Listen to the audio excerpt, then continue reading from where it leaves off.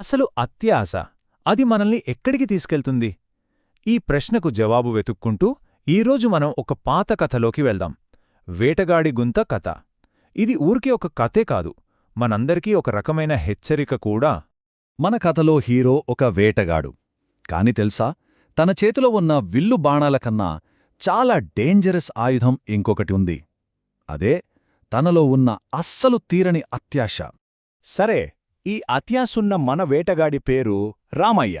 అతని కోరికలో అతన్ని ఎటువైపు నడిపించాయో మన మొదటి భాగంలో చూసేద్దాం రండి.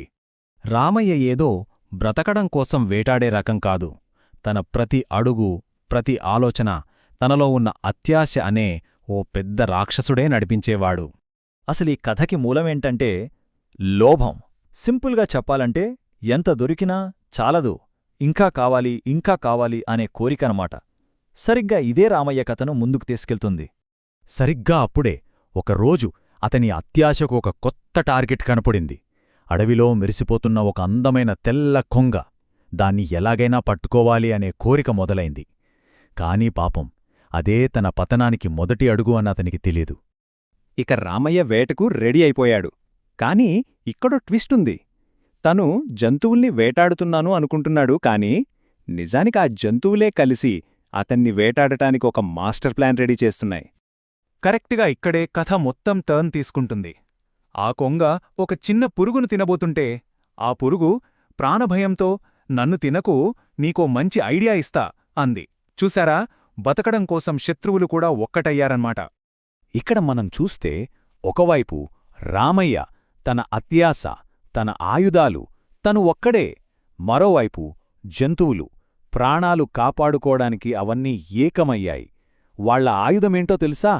వాళ్ళ తెలివి. వాళ్ల ప్లాన్ చాలా సింపుల్ కాని సూపర్బ్. ఫస్ట్, కొంగకి దెబ్బ తగిలినట్టు ఎగరలేనట్టు యాక్ట్ చేస్తుంది. ఇది చూసి రామయ్య ఈజీ క్యాచ్ కదా అని దాని వెనకాల పడతాడు. ఇక ఫైనల్గా ఆ కొంగ అతన్ని అడవి లోపలికి, అక్కడ ఆకులతో కప్పి ఉన్న ఒక పెద్ద గుంత దగ్గరికి తీసుకెళ్తుంది. సరే, ఇక ప్లాన్ అమలు చేసే టైం వచ్చింది. వేటగాడు గుంతలో పడతాడా, లేక జంతువుల ప్లాన్ ఫెయిల్ అవుతుందా? ఏమవుతుందో చూద్దాం. అంతే, రామయ్యకు కళ్లముందు ఆ కొంగ తప్ప ఇంకేమీ కనిపించట్లేదు. చాలా ఈజీగా దొరికేస్తుందని సంబరపడిపోతున్నాడు. తన అత్యాశ అనే మబ్బు కమ్మేయడంతో తను అడుగు తీసి అడుగు ఎక్కడ వేస్తున్నాడో కూడా గమనించుకోలేదు. ఒక్క నిమిషం ఆలోచిద్దాం. ఒకే ఒక్క కోరికతో గుడ్డిగా ముందుకెళ్తున్నాడు కదా రామయ్య. అసలు తన గమ్యమేంటి? తన అత్యాశ తనని ఎక్కడికి తీసుకెళ్తోంది? జవాబు చాలా క్లియర్. అతని అత్యాశ అతనికి బహుమతిని ఇవ్వలేదు సరికదా, అతన్ని నేరుగా ఒక లోతైన గుంతలోకి లాక్కెళ్ళింది. తన పతనానికే దారి చూపింది. కరెక్ట్గా గుంత దగ్గరికి రాగానే కొంగ చివరి క్షణంలో ఫట్టుమని ఎగిరిపోయింది.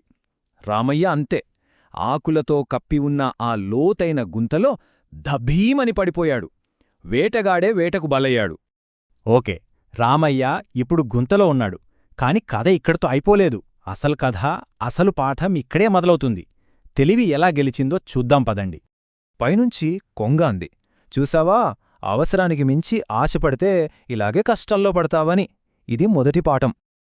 తర్వాత ఆ చిన్న పురుగు ఒక పెద్ద నిజం చెప్పింది. ఈ ప్రపంచంలో బ్రతకడానికి ప్రతి జీవికి హక్కుంది. నువ్వు వేరేవాళ్లకు హాని చేస్తే చివరికి ఆ నష్టం నీకే జరుగుతుంది అని. ఆ చీకటి గుంతలో ఒక్కడే ఉన్నప్పుడు రామయ్యకు జ్ఞానోదయమైనట్టయింది. తన తప్పు ఏంటో అర్థమైంది. ఇకపై అత్యాశకు పోనని మనసులో గట్టిగా ప్రమాణం చేసుకున్నాడు. ఇక రామయ్య పూర్తిగా మారిపోయాడు. ఎలాగో చూడండి. ఇంతకుముందు జంతువుల్ని కనికరం లేకుండా వేటాడాడు. కాని ఇప్పుడు వేటనే పూర్తిగా మానేశాడు. అత్యాశతో బతికినవాడు శాంతితో బతుకుతున్నాడు. ఆ తర్వాత ఊరివాళ్లొచ్చి రామయ్యని కాపాడారు. తను ఇచ్చిన మాటమీద నిలబడి వేటను వదిలేశాడు. దీంతో అడవిలోని జంతువులన్నీ భయం లేకుండా సంతోషంగా జీవించడం మొదలుపెట్టాయి. చూశారా, చివరకు తెలివే అత్యాశమీద గెలిచింది. ఒక్క వ్యక్తిలో వచ్చిన మార్పు మొత్తం అడవికే శాంతిని తెచ్చింది. కథ అయితే ముగిసింది, కాని మనందరి కోసం ఒక ప్రశ్నను మిగిల్చి వెళ్ళింది. ఈ కథ మనకు ఒక అర్థంలాంటిది. మరి మన జీవితాల్లో మనల్ని ఇలాంటి గుంతల వైపు నడిపించే అత్యాశ ఏ రూపంలో ఉంది? ఒక్కసారి ఆలోచించండి.